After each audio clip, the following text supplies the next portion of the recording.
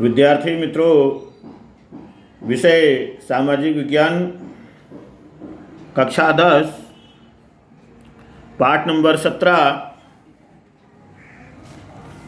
जिसमें बेरोजगारी और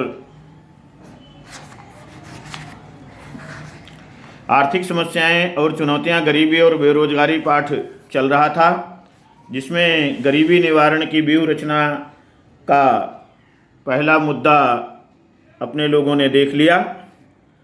अब दूसरा मुद्दा, सरकार ने आय की असमानता दूर करने के लिए कर की नीति यानी टैक्स की नीति में गरीबों को जीवन का अनिवार्य वस्तुएं प्राप्त होती रहें, उत्पादन बढ़े, इस उद्देश्य से अमीरों के उपयोग की चीज़ वस्तुएं और सेवाएं तथा भोग विलास की चीज़ वस्तुओं और सेवाओं पर उनकी आय पर ऊंचे टैक्स यानी कर लगाए हैं। इसके साथ ही गरीबों की चीज़ वस्तुओं पर उपयोग खर्च ना बढ़े, आय का बड़ा हिस्सा जीवन की मूलभूत आवश्यकताएं संतुष्ट करने पर हों। इसके लिए जीवन की आवश्यकता की वस्तुओं का सार्वजनिक वितरण प्रणाली यानी पीडीएस अधीन उचित मूल्य की दुकान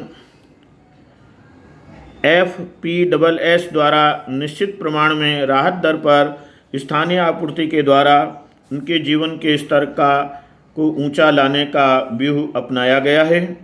इस तरह से धनिक वर्गों की वस्तुओं का उत्पादन घटे और उत्पादन के साधनों का बंटवारा गरीबों की चीज़ वस्तुओं के उत्पादन की तरफ बढ़े, ऐसा प्रयत्न सरकार ने किया है।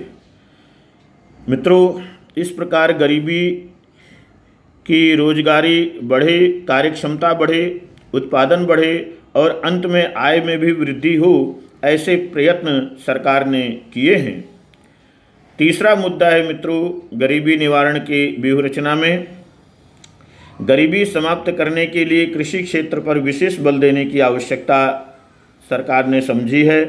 इसके लिए जमीन सुधार धारा, जमीन सीमा मर्यादा धारा, गणोत धारा, कृषि मालिकों की सुरक्षा जैसे अनेक कानूनों से ग्रामीण क्षेत्रों के धनिक किसानों तथा जमींदारों की आय में कमी करके भूमिहीन कृषि मजदूरों गणोतियों की आय में वृद्धि हो।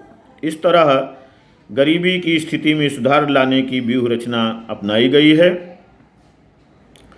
चौथा मुद्दा है, सरकार ने कृषि पर आधारित अन्य उद्योग, अन्य प्रवृत्तियां विकसित हों, जैसे कि पशुपालन, डेयरी उद्योग, मत्स्य उद्योग, कुटीर उद्योग, लघु उद्योगों को विशेष प्रोत्साहन सहायता दी है। स्वावलंबन के क्षेत्र में यंत्रों का कम उपयोग हो, ऐसे धंधे उद्योगों में रोजगारी बढ़े तथा परंपरागत व्यवसायों, हस्तकला और कुटीर उद्योगों के लिए प्रोत्साहन नीतियां घोषित करके आर्थिक सहायता दी गई है। कुछ गृह उद्योगों को कानून में आरक्षित रखें, जिससे ग्रामीण क्षेत्रों में रोजगारी के आर्थिक अवसर सर्जित हुए, ग्रामीण युवकों को वैकल्पिक रोजगार के लिए अवसर मिले।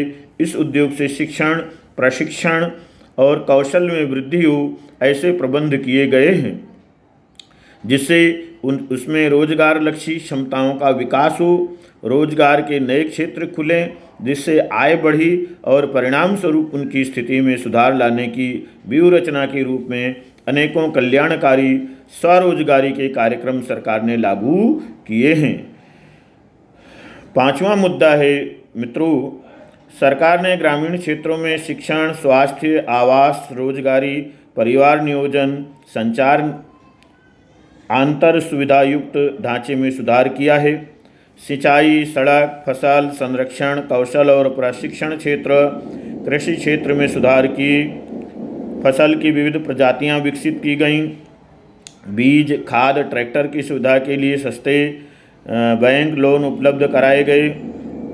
मित्रों, स्थानीय स्तर पर युवकों के लिए रोजगारी के क्षेत्र खुले, जिससे शहरों की तरफ पलायन घटे और शहरों पर जनसंख्या का भार भी घटे। ग्रामीण या नगर क्षेत्र पर विद्यालयों और माध्यमिक तथा उच्चतर माध्यमिक विद्यालय नज़दीक के अंतर पर कॉलेज शुरू करके टेक्निकल और व्यवसाय लक्षी पाठ्यक्रमों और प्रशिक्षण केंद्रों की सुविधाएं खड़ी की गईं। युवक युवतियों को उच्च शिक्षा पूरा करने तक अधिक सहायता के रूप में स्कॉलरशिप, फीस माफ़ी की सुविधा, आश्रमशालाएं, कन्या शिक्षा के लिए आर्थिक सहायता द्वारा प्रोत्साहन जैसे अनेक कदम उठाए गए हैं। महिला सशक्तिकरण के प्रयास के रूप में महिलाओं को आर्थिक रूप से आत्मनिर्भर बनाने के भी अनेक कदम उठाए गए हैं।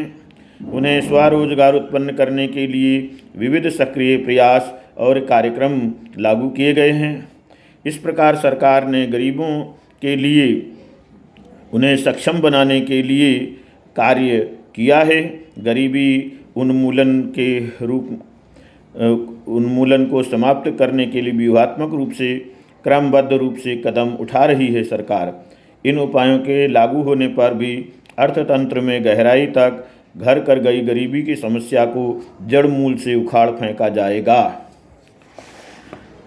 विद्यार्थी मित्रों, विश्व बैंक के 2030 तक विश्व में गरीबी को निर्मूल करने का विज़न एक मिशन के रूप में पूर्ण करने में भारत को अभी भी कई मंजिलों तक कड़े कदम उठाने ही पड़ेंगे। विद्यार्थी मित्रों, धन्यवाद।